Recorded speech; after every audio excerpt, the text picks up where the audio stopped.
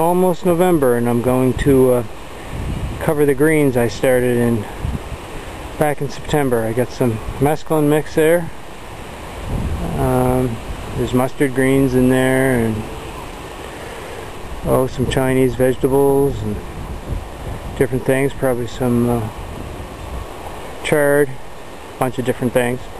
And down there I've got some spinach, but they'll grow better if they warm up a little bit under a greenhouse. So I have I just got some water pipe, 1-inch water pipe, pushed right into the soil. And what I did was just put one of these little tent stakes that you can get at the dollar store, and just they shove right in tight into the water pipe, and then you can just push that right down into the ground. You get down close and just ram it right in. That's all you do, and then bend it and push it in the other side. Over here I have some 1/4-inch strips of spruce that I keep off the ground and save from year to year. They store quite well if they don't lay on the ground, of course. So these need to be ripped in a table saw. If you have a table saw, it's really easy to do. I just buy spruce econo studs for a couple bucks, and you get a pile of these strips. So what I'm going to do is lay them on the top. One on the top, and then one down the sides. And I'll show you how I attach that in a minute. Yeah, well, this is tricky with one hand, but as you can see, I just have a strip of my strapping that I pre-cut to 1/4-inch, and I center it on the water pipe hoops.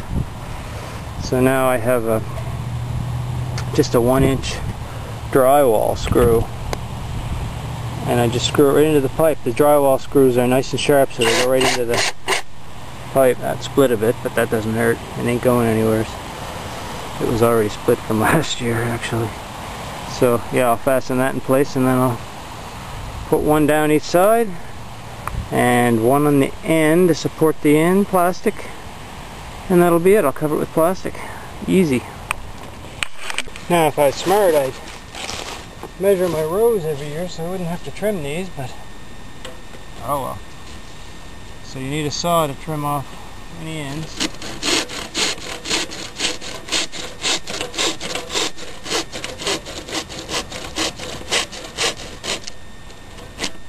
And cut them in close so they're flush with the pipe, so that there's nothing sticking out, because I'm going to put plastic over this, otherwise it'll get punctured. Let cold air in, don't want that. Yeah, so that one's more or less done. I'm just going to cover that with plastic after I put on some end pieces. I'll have a straight down piece here from the end, so the plastic will have something to hit up against so it doesn't flop into the greenhouse. It's not finished yet, but it's really, you can see it's quite solid. I'm giving it a good shake once I get the end piece on and the plastic.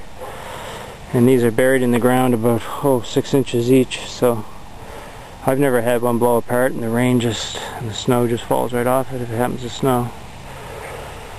Yeah, it's just simple and fast. And I've got this one higher. The lower it is to the ground. Spinach doesn't grow that tall, so I got the back one a bit lower. The mesclun mix, well, that'll hit the top of this. But I'll show you a video what it looks like in about a month's time. Groovy. So we just pound this in. I've already got it pounded in about 6 inches. Just pound it down nice and flush. I'm going to put a screw in there. Just tack that in place, and then it'll be good. It's really solid now. That'll hold a surprising amount of snow on top of it. Handy to have a little hand maul. Gotta have it. Smash. Oh my, I hear some geese coming.